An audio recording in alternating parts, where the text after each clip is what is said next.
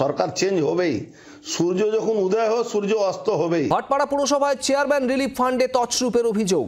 সিআইডির তলবে ভবানী ভবনে হাজিরা অর্জুন সিং এর। বিভিন্ন অছিলায় বারবার ডাকা হচ্ছে।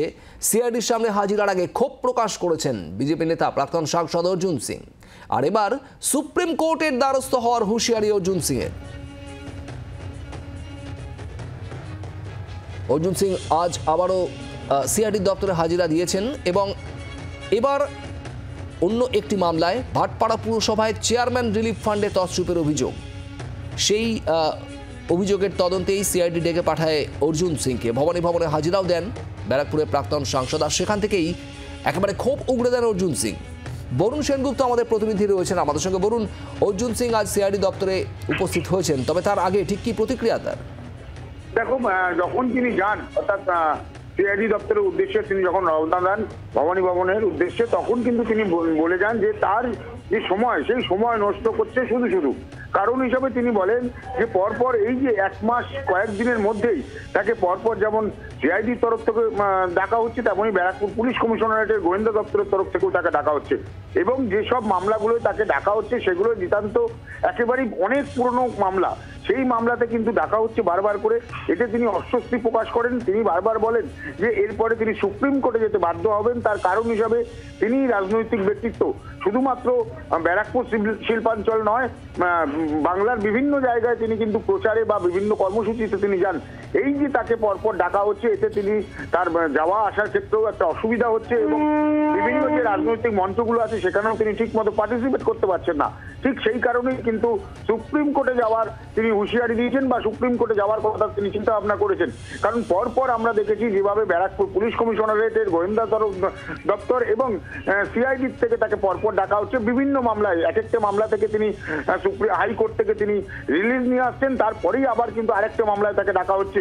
এটা তিনি একেবারেই রাজনৈতিক অস্থিরতা তৈরি করার জন্যই এটা কিন্তু তিনি মনে করছেন। বরুণ, ধন্যবাদ। এবার আমরা সুপ্রিম কোর্টে যাব কেন? রোজ রোজ এই সব কাজ ছেড়ে তেল পুড়িয়ে আমাকে যেতে হবে এদের মুখ দেখতে। মানে যারা আমাদের থেকে তদন্ত করে তারা জীবনের তদন্ত কাকে বলে জানে? এরা আমাদের পলিটিক্যাল লোকের রিটায়ারমেন্ট হয় না।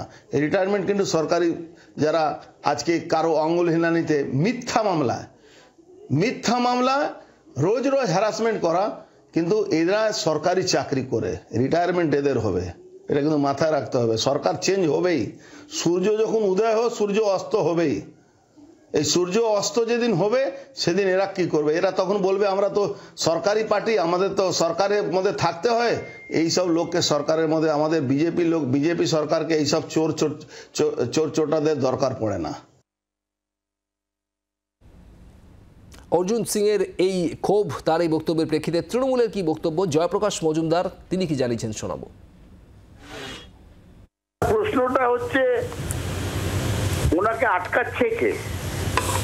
উনি সুপ্রিম কোর্টে যাবেন, এটা মিডিয়ার কাছে হম্বিতম্বি করার কি অর্থ?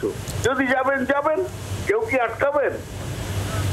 কিন্তু আরো প্রশ্ন হচ্ছে, পুলিশ যখন ডাকছে ওনার তো কোঅপারেশন করার কথা। যদি সাহস থাকে, যদি নিজের উপর বিশ্বাস থাকে যে আমি কোনো দোষ করিনি, তাহলে অর্জুন সিং এর পুলিশের সঙ্গে কোঅপারেট করতে, সহযোগিতা করতে অসুবিধাটা কোথায়? অর্জুন সিং এর এত অসুবিধা হচ্ছে কেন? গায়ে ঠেকা লাগছে কেন? অপরাধ করবেন, দোষ করবেন, নানা লোককে খুনের হুমকি দেবেন, নানা রকম অপরাধে যুক্ত থাকবেন, ওই জায়গাতে বোমা বন্দুকের রাজনীতি করবেন, আর পুলিশে ডাকলেই ঘোষা। বাংলার আওয়াজ, বাঙালির আবেগ, জি 24 ঘন্টা।